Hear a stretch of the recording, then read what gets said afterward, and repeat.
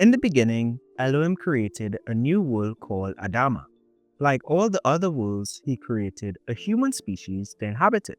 But then the first humans from prime Earth brought forth a curse that spread to almost every other Earth that Elohim has created. In Adama, the curse not only unleashed evil in humanity, it also made the environment around them harsher and more dangerous. But Elohim had a plan to help them survive. He sent one of his angels to kickstart it. Thus was the start of a new race of humans known as superhumans. These superhumans are gifted with special powers to help humanity survive the harsh environment. With the existence of superhumans, this world progressed in technology faster than any other Earth. Some of humanity became arrogant and resentful towards the Creator and devised a plan to overthrow him. In the grand city of Libertera, Jason, living on the streets, stood up to a superhuman trying to rob an old man. He gets punched and knocked out by the robber for his noble efforts, I might add. But when he wakes up, he's in the presence of an angel. At first, Jason thought he was going crazy and was dreaming. But the angel assured him that it was not a dream and that his Lord Elohim wishes to see him at the lake outside the city. So Jaden embarked on a journey out of the city into the mountains, only for there to be dinosaurs grazing until Elohim appeared before him, with a grand purpose for Jaden, which he says, "To put it simply, I have chosen you to be the embodiment of my justice." And Jaden immediately asks, what does that mean? But Elohim doesn't give him an answer. Instead, he responds that all shall be revealed, but right now he needs to get into the lake. And Jaden was reluctant at first, to which Elohim reminds him that no one gets to choose their origin. You have to trust me. Jaden does have the choice to refuse, but it will certainly beat being homeless and sleeping around garbage. But if he takes this path, he shall be reborn as Melchizedek, which means King of Justice. So Jaden takes the plunge into the cold lake and emerges as Melchizedek in a brand new suit before passing out. Sometime later, a girl and her uncle on their way home came across Melchizedek's body. The girl insists that they take him back home with them, while the uncle really doesn't want to be bothered and would prefer it to carry him to the hospital. But while they were still deciding, a man approached them declaring that he is here for Melchizedek. The uncle immediately identified the man to be a hitman. The girl insists that they stand and fight, but her uncle advises that his powers aren't as strong as they once were.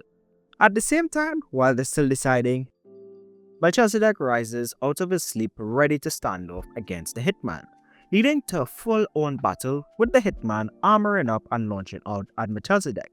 But he dodges a slash and blasts him away. And Melchizedek, astonished by what he just did, takes a moment to catch himself, which opens him up for an attack by the hitman. But the girl uses her powers to place a force field over Melchizedek, which the hitman uses the opportunity to blast her, instead injuring her arm.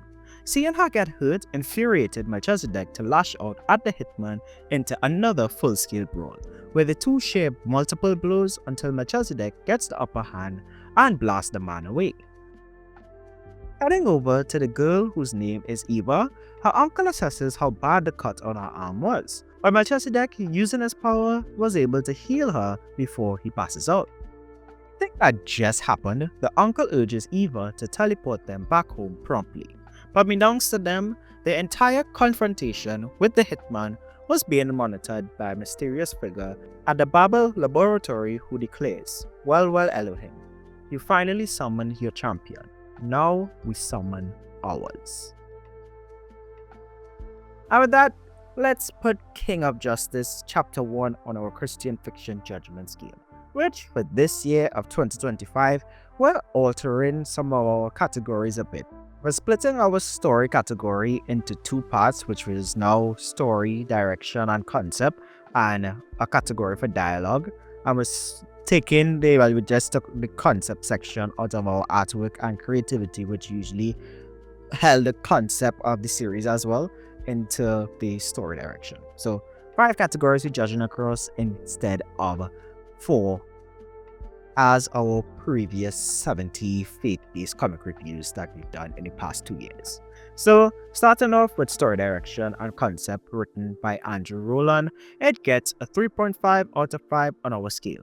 This was done in your classic origin story style. We learn of the problem at hand in the world of the book. We meet our hero who isn't in such a good place, that embarks on a journey to get their powers and fights the first bad guy. Really like the world building direction and concept that we have established in this first issue. This series really has a more Moses and Elijah set within the time of the Tower of Babel, but taking place on a different planet kind of premise. I always love faith-based comics that start with their own biblically rooted creation story for their series. The opening of Biblical Proportions issue 1 is still hands down my first favorite, my favorite 3 opening pages of any comic that we've covered because of that. And this echoes that similar kind of origin to the universe, multiverse, however you want to call it. I guess with how it was presented, the superheroes on this world, this comic universe, would basically fall in line with the way in Star Wars comics how their hybrids are, as they are all descended from Nephilims. And I believe the superheroes, at least the panel with the angel coming into woman, is their take on Nephilims within this story. And the concept of the time period of the Tower of Babel, instead of being like, is that even Stone Ages? I think it's classified as Stone Ages. Instead of people working with hammer and stone, it's all a technologically advanced society. Has a lot of potential, and I look forward to seeing how it's executed on. I mean, they are already planning on creating their own superhuman champion to face off against God's chosen champion. Babel Technologies, pretty much, I believe, was the name of the facility, or something. It was something like that. I do trust that premise is going to be pretty interesting. My dialogue score for this issue falls around 3 out of 5, but it falls at 3 out of 5. I really like the back and forth dialogue between Eva and the uncle and the hitman, but the voice of Elohim in this comic just doesn't cut it for me. And I don't mean the voice of Amir Nashiri, who does the voiceover for the animated comic clips that XP Comics makes, which you can of course check out. I'll just run a little snippet of the comic clip from this issue. I am Elohim, the creator of all worlds.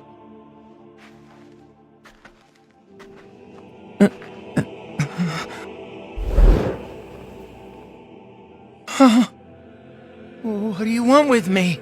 To put it simply, I have chosen you to be the embodiment of my justice. What does that mean? All shall be revealed.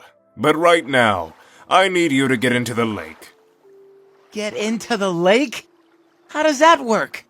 No one gets to choose their origin. You just have to trust me. And if I refuse? The choice is yours. But it certainly beats being homeless sleeping around garbage.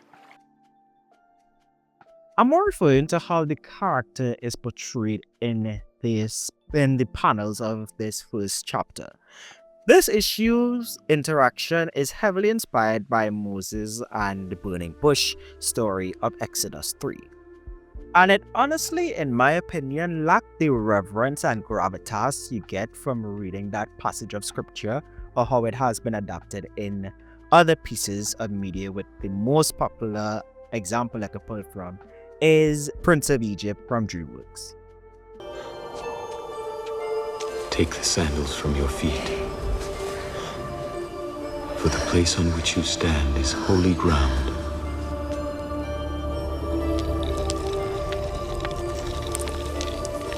They're children. You've chosen the wrong messenger.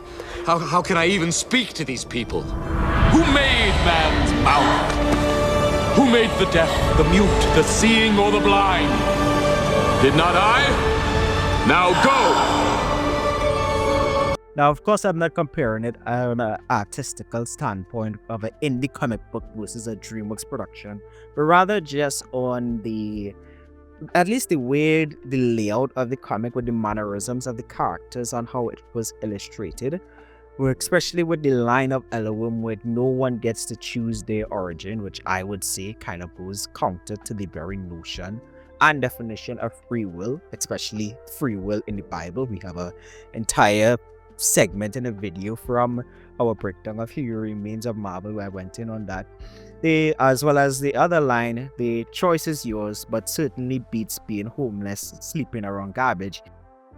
It makes Elohim seem kind of desperate and forceful, where his trust me feels more like a friend who's about to make a bad play in a video game but wants you to come along with them, just saying, trust me, bro, than trusting in the creator of the universe. And in this case, the creator of the worlds of the King of Justice comic. When it comes to artwork, which was all done by Andrew Rowland, this will fall right into the 3.75 out of 5 slot on our list. Clean line art, the suit and special effects in the panel were all well done. I like the overall design and layout of it a lot. But I also have to share that the panel with Eva's cut made me do a triple take, no, I think a quadruple take to really get what was going on with her hand, because the way the black and white style, I was reading it on a PDF on my ultra wide monitor while also in a meeting at the same time. So when I'm looking at it, I'm like, wait, hold on, is her whole hand like falling off from her? Because the color of the blood mixed perfectly with the black of her uncle's clothes. So I was like, that is a crazy kind of cut there. But then when I zoom and enhance, I realize, oh, that is her clothes that is cut like that and the blood flowing out. It doesn't affect my score. I just wanted to share that little tidbit from reading the comic. When it comes to theological basis, which refers to how well Christian principles are adapted in a piece of fictional work, I give this a 3 out of 5. As I said, I like the world building concept and the direction, but it's just the lack of reverence and gravitas for Elohim. It just doesn't really gel well with me with this issue. At first glance, last year, because Andrew did submit this comic to me via our Discord and our website, and at first glance I thought this was going to be a DC Spectre kind of series, which I have my own issues with characters portrayed like that, on getting an aspect, being given like an aspect of God's judgment and how it's usually portrayed in media. But I must say he did assure me that it's nothing like that, and I must say that it is definitely far removed from that, and I do like the direction that this series is heading in from what I have read. So lastly, my recommendation against the volume of gospel infused comics we have covered gets a 3.5 out of 5, especially for the 0.5 volume, which is only $4 on his site, and it's 74 pages long, including chapter 1 and chapter 2. Initially, when he requested the review, it was $4 a chapter, which I of course don't mind paying. I love lining the pockets of my fellow brothers and sisters in Christ as we all fight towards this indie journey, doing the comics and projects and endeavors that God has placed on our heart. But the combination of chapter 1 and 2 for the 0.5 volume being up for $4 is I can't recommend that more than enough. Whether it's just like a starting price, just get your foot in. I don't know the economics behind it, but I definitely recommend you pick it up. Because overall, chapter 1 of Kings of Justice gets a 3.35 out of 5 from the Xplanations. Be sure to pick up the issue, as I just said, via the link in the description below or at the top right hand corner of your screen.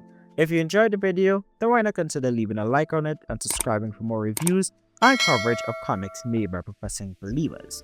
If you enjoyed the video to the point you want to check out another one on the channel, then be sure to click the card at the top right hand corner of your screen to check out our Kings of Justice review playlist. Chapter 2 will be uploaded next week, Saturday, as of uploading this video.